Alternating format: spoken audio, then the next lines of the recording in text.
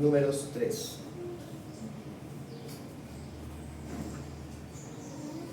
Bueno, hemos visto hasta ahora en Números capítulo 1 que el Señor ordenó hacer un censo para saber quiénes iban a ir a la guerra de las 12 tribus. Luego en Números capítulo 2 vimos la organización, quiénes se ubicarían al norte, al sur, al oriente, al occidente, el centro, quiénes eran los jefes. Y ahora vamos a ver el censo, la organización y los deberes de una vez de Leví, que fue la tribu que no se contó en el censo del capítulo 1. Bueno, este capítulo contiene el número de hombres de los linajes de la tribu de Leví durante la estadía de Israel en el desierto. Nos habla del censo, los deberes, el lugar de acampada de Leví. Y cuando se habla del encargo dado a los levitas, el Señor explica a Moisés que ellos tenían un llamado especial. Ese llamado especial respondía al hecho de que Dios había salvado a los primogénitos de Israel en la última plaga de Egipto. ¿Se acuerdan cuál fue la última plaga? La muerte de los primogénitos. Entonces Dios dice: los primogénitos de ustedes fueron salvados y los de los egipcios murieron, entonces ahora los primogénitos suyos son míos, los consagré para mí. Pero entonces los levitas iban a tomar el lugar de los primogénitos de Israel, ¿sí? Y en representación de los primogénitos de Israel, entonces Leví iba a rendirle servicio al Señor bajo el mando del sumo sacerdote. Ese es el resumen de lo que vamos a estar viendo en esta mañana. Estudiaremos en 2 puntos. Primer punto, el llamado de Leví, versículos del 1 al 13, y saltamos del 39 al 51. Y el segundo punto veremos deberes y censo de los clanes levitas, versículos 14 al 38. Bueno, comencemos. Primer punto, el llamado de Leví.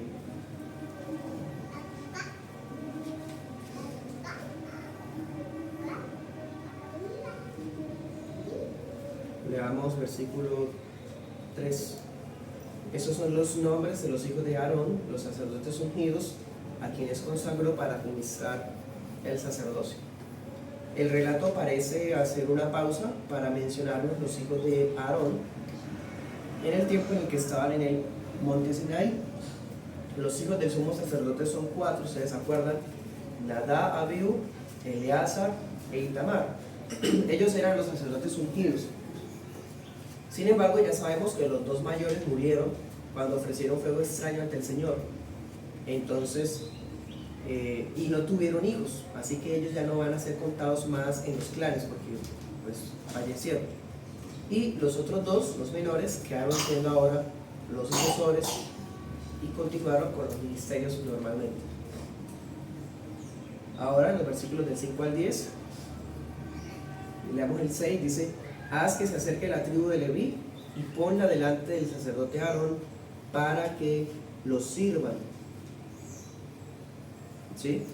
El Señor habló a Moisés para que ordenara a la tribu de Leví venir ante Aarón para servirle. Eso fue como una reunión solemne.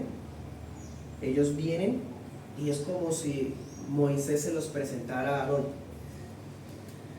Los levitas iban a desempeñar las funciones que Aarón los encargara, además de que iban a representar a Israel en el servicio del tabernáculo.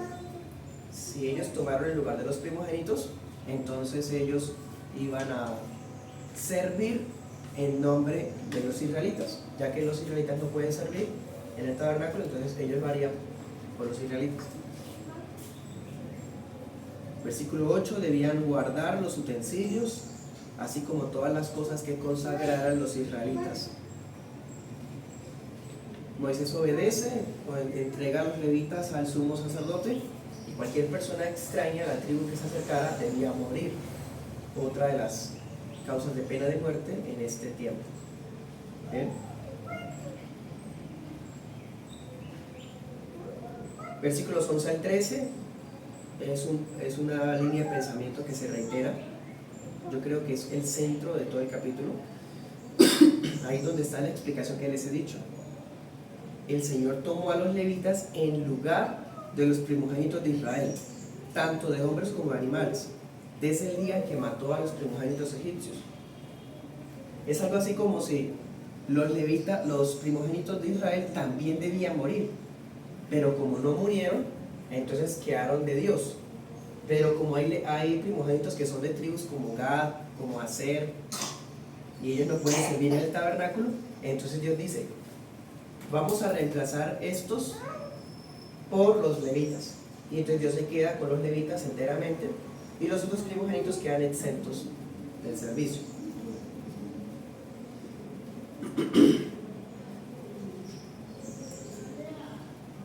Los levitas fueron como una especie de reemplazo, por así decir, de los primogénitos de Israel.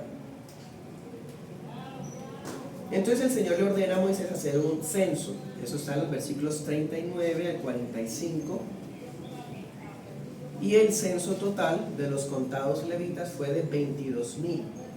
Algo interesante es que este censo se iba a hacer de todos los varones, pero comenzando desde un mes. O sea, se cuentan hasta los bebés. Y esto llama mucho la atención. Y simultáneamente el Señor le ordena a Moisés que haga la cuenta de los primogénitos israelitas. Había habido una cuenta total de hombres de 20 años para arriba, ¿se acuerdan? Ahora, esta cuenta que se va a hacer es una cuenta que tiene en cuenta solamente los primogénitos de cada familia de Israel. Seguramente se refiere a de 20 años para abajo. El propósito de eso era hacer lo que les estoy diciendo, un reemplazo. ¿Sí? Versículos 42 al 43. Y dense cuenta, el total de primogénitos de Israel fue de 22,273. ¿Cuántos levitas habían? 22,000. Eso es muy impresionante porque hay casi que los mismos números, solamente hay un excedente, ¿no? 273. ¿Qué pasa con ese excedente? Bueno, versículos 46 al 51 nos dice que el número excedente debía pagar un rescate de 5 monedas de plata por cabeza. Y eso con el propósito de que ya quedara saldado el número de primogénitos y definitivamente Leví quedara consagrado totalmente al Señor para el servicio y los otros primogénitos quedaran exentos del servicio. Esa plata que se recogió fue 1,365 monedas de plata que Moisés recogió y se las entregó al sumo sacerdote Aarón. Bien, esa es entonces, hermanos, la primera parte. En ese primer punto, cuando vimos el llamado de Leví, vimos que Dios llama de una manera especial a la tribu de Leví. Ni siquiera los contó entre las 12 tribus. Así que Leví viene siendo como una especie de 13. ¿Sí? Y Dios ordena a Moisés que haga un ritual en el que, o una solemnidad, en el que entrega a los levitas a Aarón, para que los levitas queden al servicio del sumo sacerdote, de los sacerdotes, en reemplazo de los primogénitos que no murieron en Egipto. Y así fue, los primogénitos que no murieron en Egipto fueron 22,273 varoncitos. ¿Sí? Y de levitas son 22,000. Entonces se hace un reemplazo. Ya no se necesita que ellos sirvan, sino que los levitas se queden sirviendo al Señor. Y el restante de 273 se compensa pagando 5 monedas de plata por persona. ¿Sí? Y así queda saldado y pues solemnizado también el llamado de los levitas oficialmente. Eso vimos en el primer punto. Ahora en el segundo punto veremos los deberes y el censo de los levitas.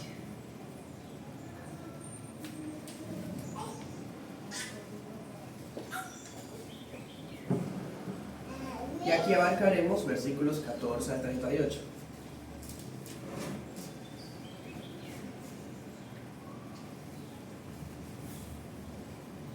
Leamos el 15. Dice: cuenta a los hijos de Leví por sus casas paternas, por sus familias, contarás todos los varones de un mes arriba. fuera. El Señor le ordena a Moisés contar a todos los varones de Leví de un mes arriba, y Moisés obedece, realiza el censo de los levitas conforme a los clanes. ¿Cuáles son los clanes? Bueno, el 16-17 lo dice: Gersón, Coat y Merari.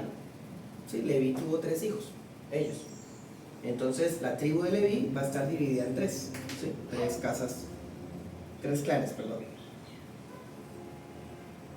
Del clan de Gersón, o sea, en la línea del árbol genealógico, Gersón tuvo 2 hijos, versículo 18.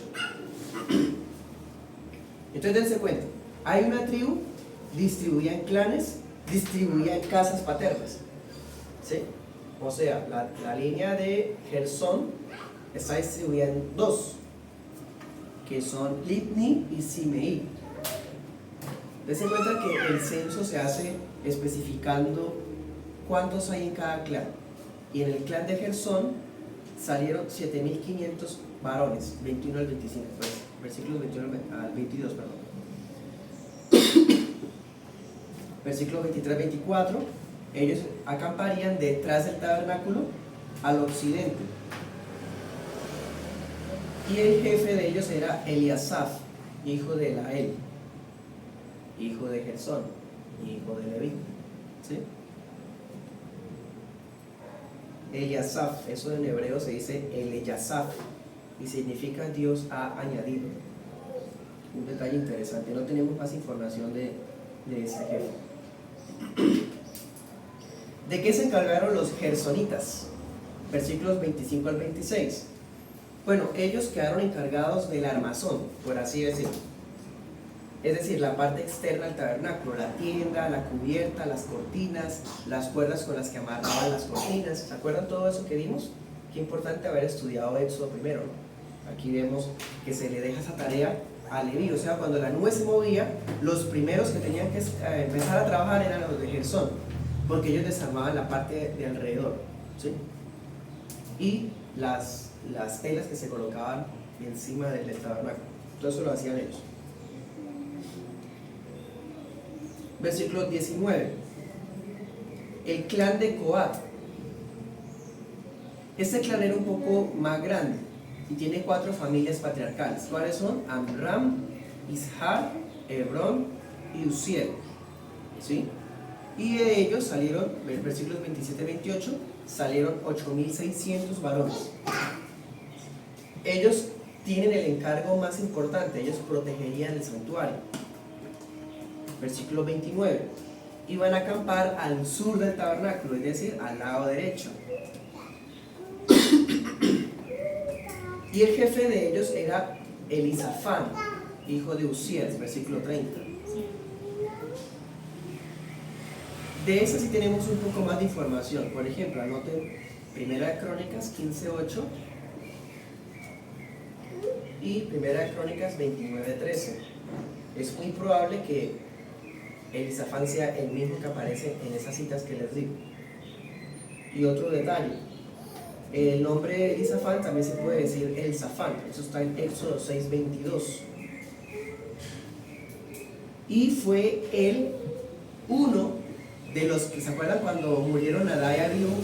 Que Moisés le dice a 2 familiares que vayan y recojan los cadáveres. Bueno, Elisafán fue uno de ellos. Elisafán fue y recogió los cadáveres de Nadab y Abiú. Eso está en Levítico 10:4. Debido a que nos dice que este Elisafán es hijo de Uziel y Uziel es hijo de Coat, o sea, hace parte de una generación muy antigua, podemos deducir que era un hombre muy anciano. ¿Sí? Eso explica por qué es tan importante.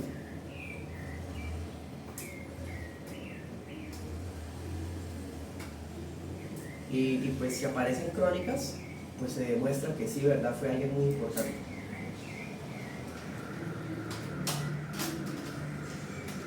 Versículos 31 al 32.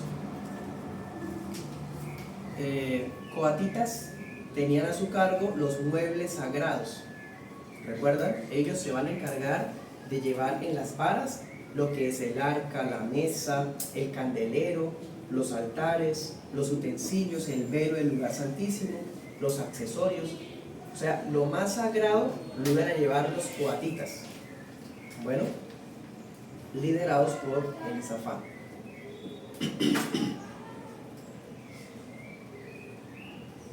Versículo 20. El clan de Merari tiene dos casas paternas, Mahli y Musi. Versículos 33-34. Salieron 6.200 hombres. O sea, es como el clan más pequeño. Versículo 35. El jefe era un tal Suriel, hijo de Abihail. Suriel, ese nombre significa Dios es mi roca. Versículo 35. Ellos acamparían al lado izquierdo del tabernáculo, o sea, al norte. Versículos 36 al 37. ¿De qué se encargaban los meraritas? Bueno, ellos iban a encargar de las tablas del tabernáculo, las barras, las columnas, basas, enseres, estacas y cuerdas. Es como que ellos se encargan de la estructura, ¿sí? De las partes sólidas. Gersón se encarga prácticamente de las cosas de tela, ¿sí? Y Merari se encarga de las cosas más pesadas, por así decirlo. Versículo 38. Ya, imagínense el campamento, ¿sí? Acuérdense que la parte de adelante es el oriente. Ellos están en dirección al oriente. Vimos quién está al occidente, atrás, Gersón. En el sur, o sea, a la derecha, están coatitas, y al norte, a la izquierda, están los meraritas. ¿Quién va adelante? Versículo 38. Adelante acampaban Moisés y Aarón, ¿sí? Entonces ya tenemos como un mapa en la cabeza. Si nos imaginamos cómo era el campamento de Israel, era algo como cuadrado, organizado por clanes, y cuando alguien quería consultar a Moisés iba hasta el centro porque él estaba en la delantera del tabernáculo. Otra causa de pena de muerte: cualquiera que se acerque a ese sector extraño debía morir, porque Moisés y Aarón son los principales guardianes. ¿Listos? Entonces, en ese segundo punto que vimos, el clan más grande es el clan de Coat, que se encargaban de las cosas más sagradas. Le sigue el clan de Gersón, se encargaban de las telas exteriores. Y el clan de Merari se encargaba de la estructura más pesada, que era el clan más pequeño. Bien, ahora miremos entonces las aplicaciones.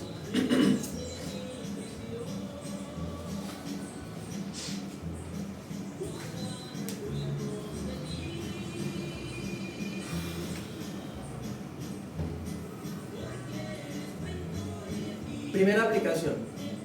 Si recordamos, Rubén había perdido la primogenitura por el incesto que cometió con una de las concubinas de su padre, ¿no? Eso está en Génesis 49.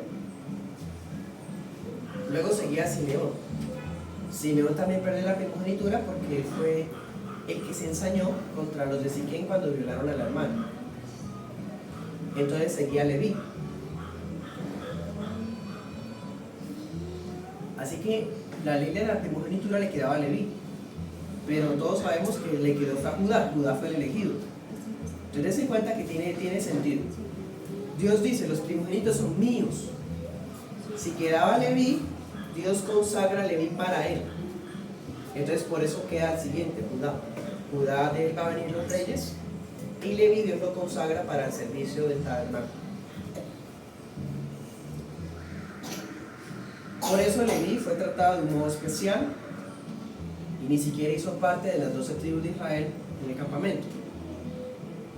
Esa tribu es tan importante que vamos a ver en la Biblia que de ellos surgen Moisés, Aarón, los sacerdotes, los cantores del templo. O sea, la mayoría de salmos fue escrito por los levitas, la mayoría de proverbios fue escrito por Leví,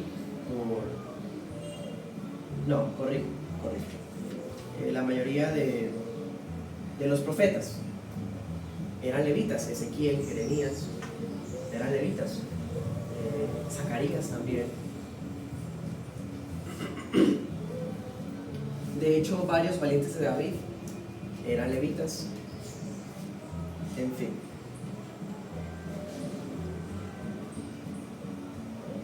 La segunda aplicación, un poco más práctica. Entendemos entonces que cuando Dios nos llama a salvación, Él hace que nuestras vidas se traduzcan en servicio. Cuando Dios llama a alguien de manera especial, Él no lo llama para convertirlo en un príncipe que no haga nada, que le sirvan y que sea cómodo, exitoso y demás. Cuando Él llama a alguien de manera especial, Él lo pone a servir. ¿Sí? El llamado de Dios es sinónimo de servicio. Todos los que Dios ha redimido, los que Dios ha santificado, han sido dotados de capacidades para ejercer un tipo de servicio en la iglesia local. ¿Qué es lo que su merced es bueno haciendo? Bueno, todas las capacidades usted puede rendirles al Señor en servicio para Él dentro de la iglesia local. Es posible. Es más, si ha sido llamado por el Señor, a usted le nace hacerlo. Porque cuando Dios llama a alguien, ese alguien le gusta servir. Está atento por servir. Bien. Démonos cuenta que ellos tomaron el lugar de los primogénitos, ¿no? O sea, fueron guardados de la muerte para servir. Sí, inevitablemente así pasa con nosotros. Aprendemos que cada casa tenía una función de vital importancia. Vimos Gersón, Coat y Merari. Cada uno tenía algo que hacer distinto, debían ocuparse de sus quehaceres. Bueno, así también pasa con la iglesia. Cada miembro del cuerpo de Cristo está llamado a poner sus dones al servicio del reino de Cristo con diligencia y excelencia. También tenemos una última aplicación, y pues encontrando al Señor Jesús, vemos que el Señor Jesús no nació de la tribu de Leví, pero Cristo fue llamado al sacerdocio. Cristo no fue un levita, pero sí fue un primogénito. ¿Sí? Y como primogénito, no solamente de Dios, sino de su propio hogar, en el cual nació, Él sirvió al Señor Dios Padre, obedeciendo su voluntad. Entonces Cristo Jesús ejerce el servicio en el templo, el verdadero templo de Dios, que es el mismo. ¿Bien? Y es en ese templo que estamos llamados a edificar y a servir como iglesia. Bueno, preguntas. Pastor, yo tengo aquí en mi Biblia, no sé si sea una inconsistencia de traducción o de pronto pase lo mismo en la suya, como para revisar. Cuando usted hablaba de Elisafán,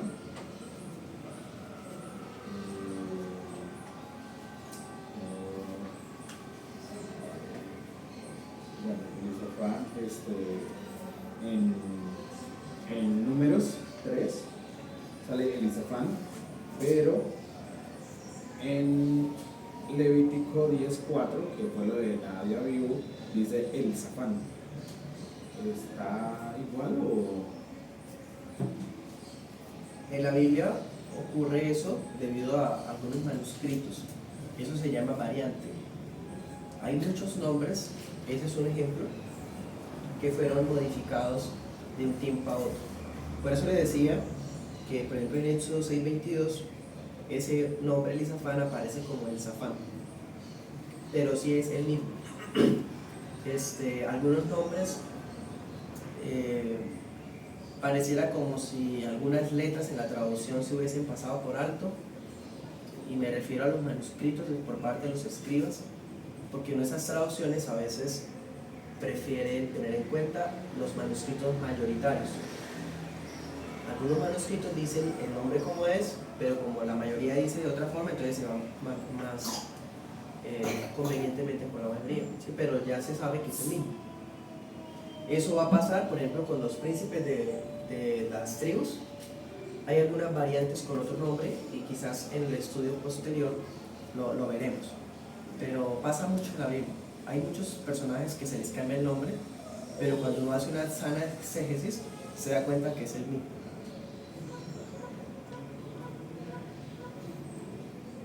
¿Algo más?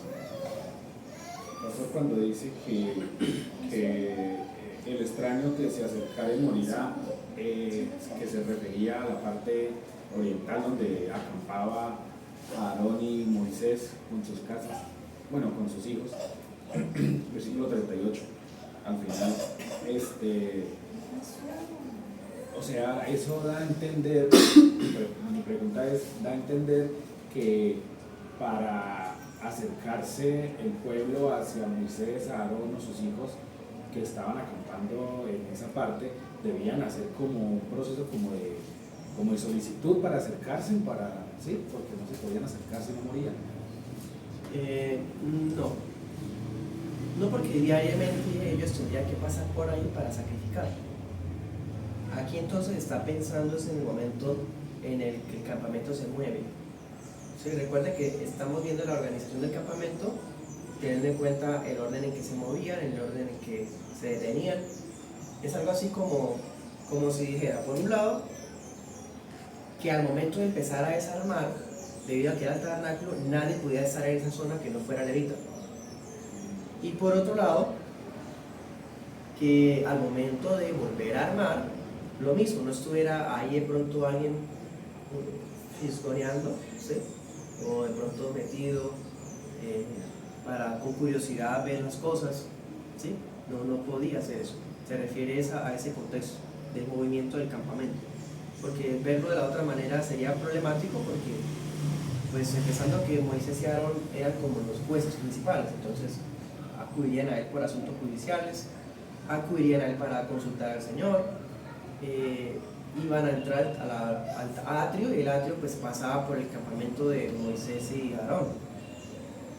Entonces se refiere a ese contexto del movimiento del campamento.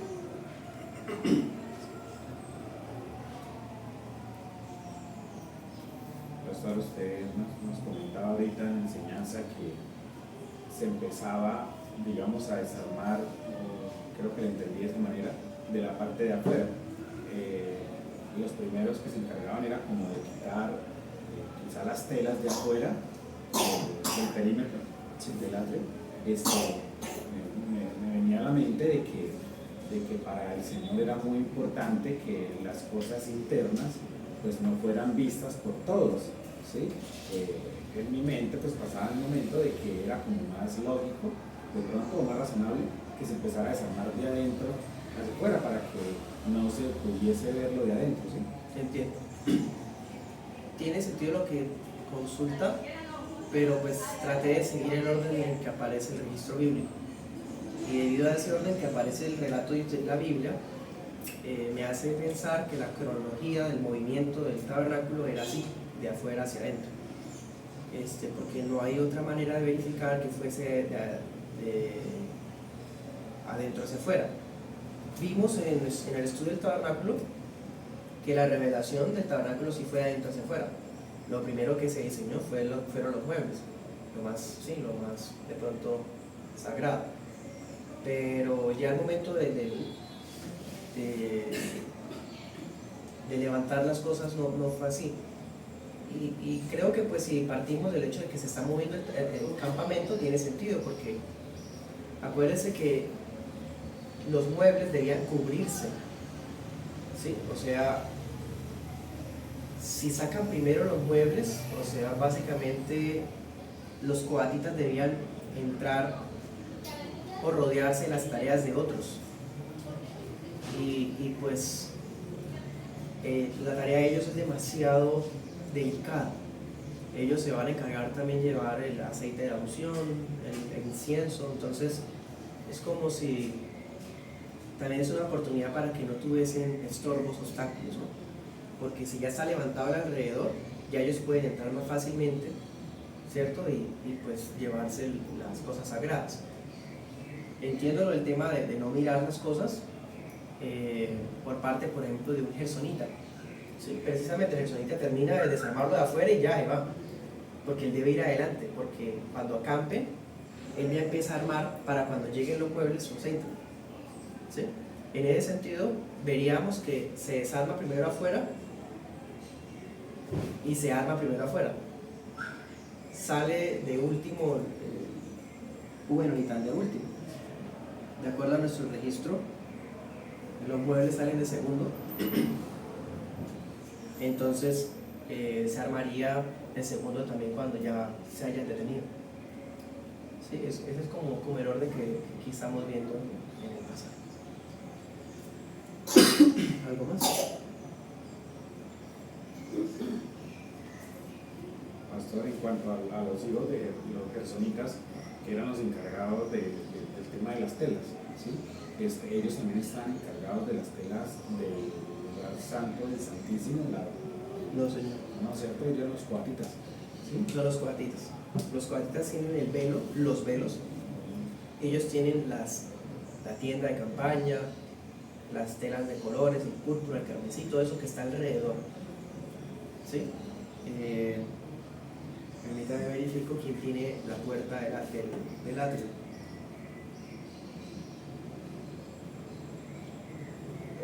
También ellos tienen la cortina de la entrada, la puerta del atrio.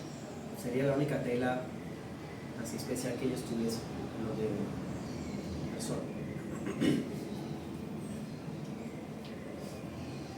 Esto creo que aquí no se nombró, no sé si lo vayamos a ver más adelante, cuando ellos ya estuvieran, digamos, en marcha, digamos, el arca y los utensilios sagrados estaban rodeados de los coatitas. Ellos en el momento de la marcha eran los que estaban encargados no solamente de transportarlos, sino de poderlos ver. O sea, digamos, las otras tribus, incluso las otras clanes de Leví, ni siquiera en la marcha podían verlos.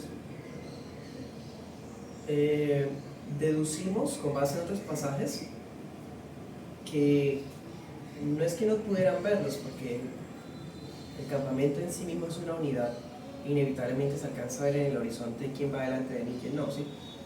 Entonces, se deduce es que se guarda cierta distancia, una distancia de tantos metros. Por ejemplo, por mencionarle un ejemplo, en el Josué, cuando los israelitas rodean Jericó, hay como una diferencia de 100 metros entre el arca que iba adelante y los soldados que iban atrás. Cuando el arca iba a pasar el río Jordán, lo mismo.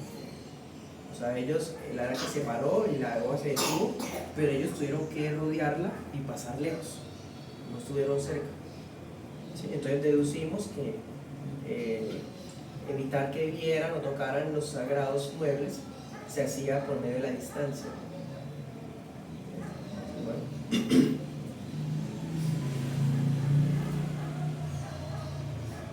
¿Listos?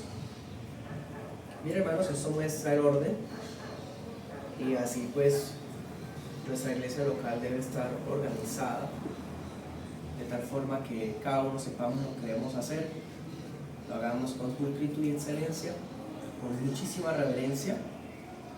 El servicio al Señor nunca jamás ha sido un juego, sino que siempre ha sido objeto de seriedad absoluta. Bien, por eso nuestro servicio no puede estar manchado no solo de indignidad moral o doctrinal, sino también de chistes o trivialidades que no van al caso. Más bien siempre conservar la reverencia al Señor en la iglesia local. Bueno, como dice la palabra en Timoteo 3, para que sepas cómo debes comportarte en la casa de Dios. El comportamiento que cada uno tenemos en la iglesia es importante. Ese cliché que Dios mira el corazón, no podemos usarlo tan irresponsablemente. Bueno, oremos.